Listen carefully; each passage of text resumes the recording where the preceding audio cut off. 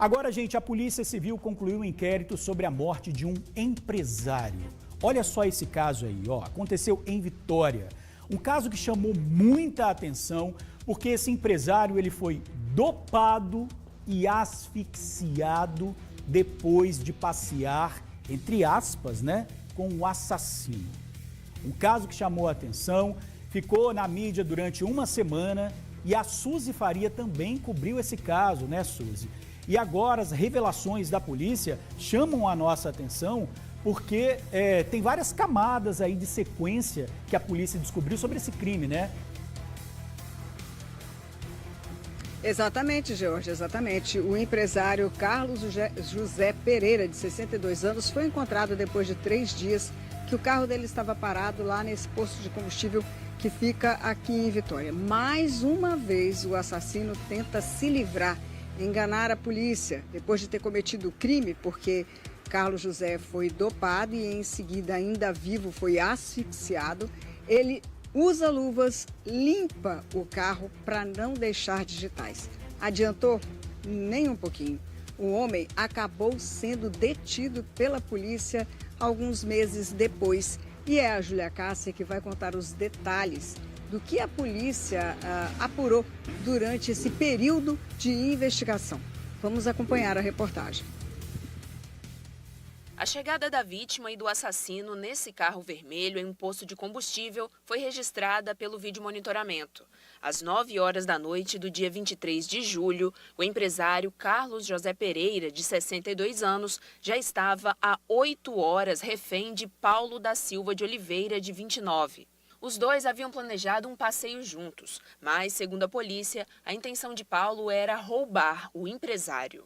Na quarta-feira, 2 dias antes, a vítima, o Carlos, buscou o autor do crime, o suspeito, o Paulo, próximo ao terminal de Carapina, na Serra, para irem até a Cachoeira Véu da Noiva. O Paulo já tinha planejado o crime, ele estava com a mochila, ele já tinha a faca já estava na mochila, ele já planejava subtrair os bens da vítima.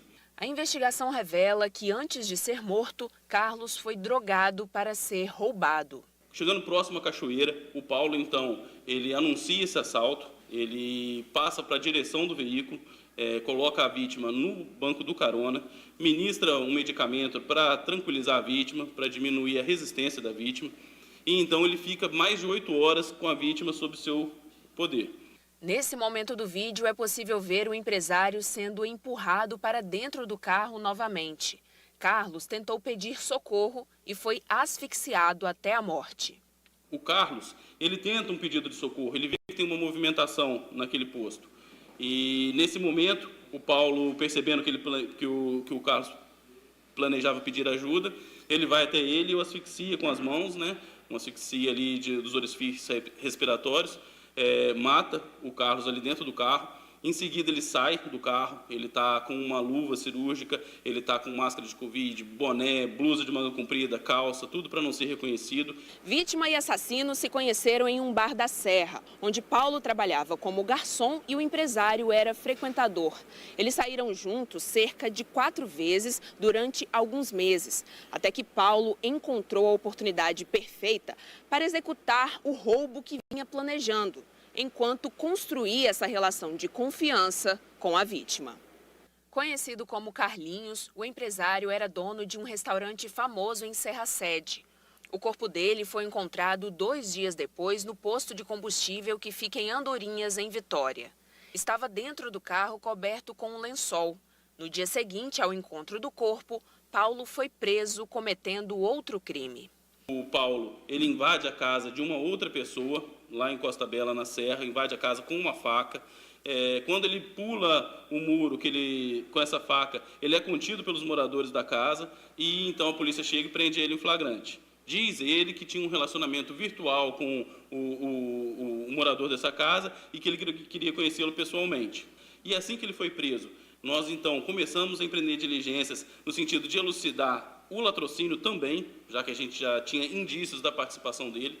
Nós fomos até Taquara, na Serra, lá a gente encontrou, dentre os pertences do Paulo, a roupa que ele utilizou no latrocínio, encontramos os celulares dele, o celular também da vítima, e então a gente começou a querer o mandado de prisão dele. Pois é, George, para você ver, não adianta ludibriar. Uma hora ou outra a casa cai e a pessoa que comete o crime acaba indo para a cadeia. Se fica lá é outra história, mas pelo menos a polícia está fazendo o papel dela. É com você, Jorge. Agora, Suzy, chama a atenção esse fato aí, não é, desse criminoso ter se aproximado, entre aspas, com boas intenções, para logo depois planejar esse crime, né? E a polícia veio investigando e descobriu tudo. Mas em nenhum momento, Suzy, houve desconfiança por parte da vítima? Não, pelo que a gente ficou sabendo durante o curso dessa investigação, já que tem um tempinho, a vítima não desconfiava porque era comum os dois saírem juntos. E sempre é assim, né, George, em caso de latrocínio, nesse tipo de situação, onde os homens se relacionam, o companheiro vai tomando a confiança, daqui a pouco planeja um crime. Quando não tem ajuda, faz por conta própria, como foi esse caso aí.